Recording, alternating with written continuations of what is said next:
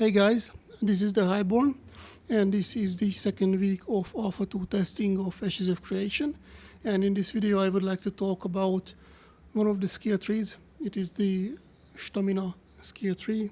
It is the 2nd of October 2024.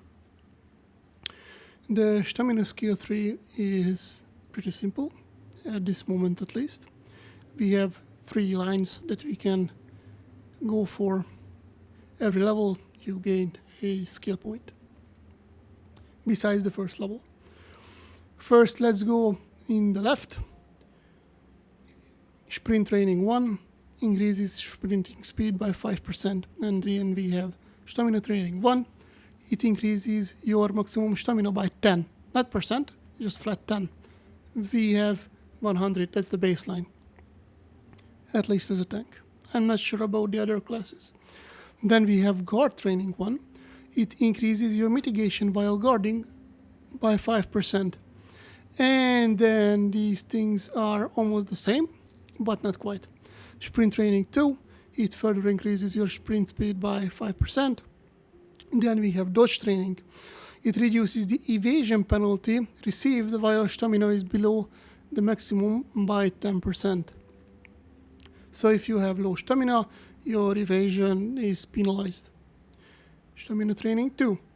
It further increases your maximum stamina by 10%. Then we have sprint training 3. Increases your sprint speed by 5%. Dodge training 2 does the same for a further 10%. And guard training 2 increases your block mitigation by 5%. And then you have stamina training 3. It increases your stamina by further 10. These are pretty simple and boring but impactful abilities that you will unlock as you level up. Now, there are these trees with 3 capstones. First, let's talk about the rightmost one, as I have that. Sustain guard. It reduces the stamina cost for successful blocking an incoming attack by 25%. Active blocking is a thing in HSF creation, so for now, if I press E, as you can see, my character hides behind its shield. And if we bring the cursor to the top left, it expands stamina and it blocks damage. It is very, very impactful, and you need to be aware of this. Just for an example, when a crow uses its swoop attack to hit you, if you are not blocking, it can deal up to 400 to 500 damage. If you are blocking, it is going to deal about 180 damage. So it's very impactful. Then we have Sustained Guard Training 1. It further increases, or rather reduces, the stamina cost of successful blocking by 25%. And the second one does the same. It's really good because if you have these 3, it overall reduces the stamina cost by 75%, and I think it is very, very, very impactful. In the second line, we have mental fortification. While guarding, the duration of incoming CC effects are reduced by 30%, and then the incoming control effects are reduced by 10%, and the incoming control effects are reduced by a further 10%. This is also very impactful, because the control effects, if you try to block them, are reduced by 50%. That is massive. And then the capstone ability is Empowered Guard. When guarding, your physical and magical block mitigation contribute 25% to their effectiveness to the blocked attack of the opposite yet. So, if you are blocking and you get hit by a physical attack, you gain a little bit of defense from your magical defenses, and the other way around. Let's say the middle tree. The middle tree is recuperation.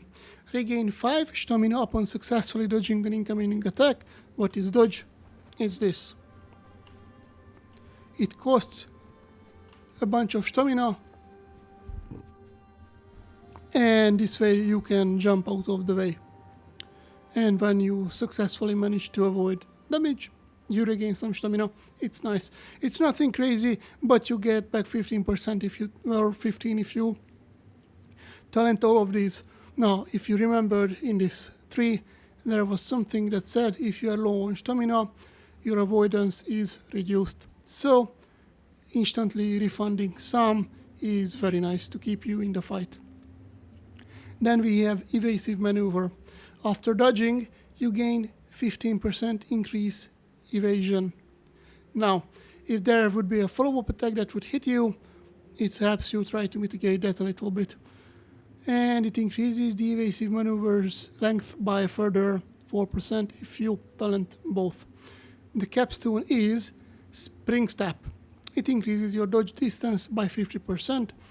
I think it is really nice. Rolling away further from damage is always good. Now, the last one, Escape Velocity. Gain 1% additional movement speed for every second while sprinting in combat. And an additional 1%, and then an additional 1%. I think these are nice if you need to run the fuck away from things. For example, mobs are chasing you. It's quite common. And then you have Focus Sprint. While sprinting, you gain 10% resistance to control effects. And another 10%, and another 10%. So overall, you reduce the effectiveness of control effects by roughly 30%, which is pretty nice. Second wind. When sprint ends, you generate 5 stamina every 1 second for every 4 seconds you spent sprinting out of combat, or every 2 seconds you spent, fuck me, that's a tongue twister, every 2 seconds you spent sprinting in combat, which is pretty cool. This was the Stamina Talent 3 for Ashes of Creation. Not sure if it's only for the tank, but let's just pretend it is for the tank for now. And I want to thank you for watching. If you have found this video useful, please click a like and leave a comment.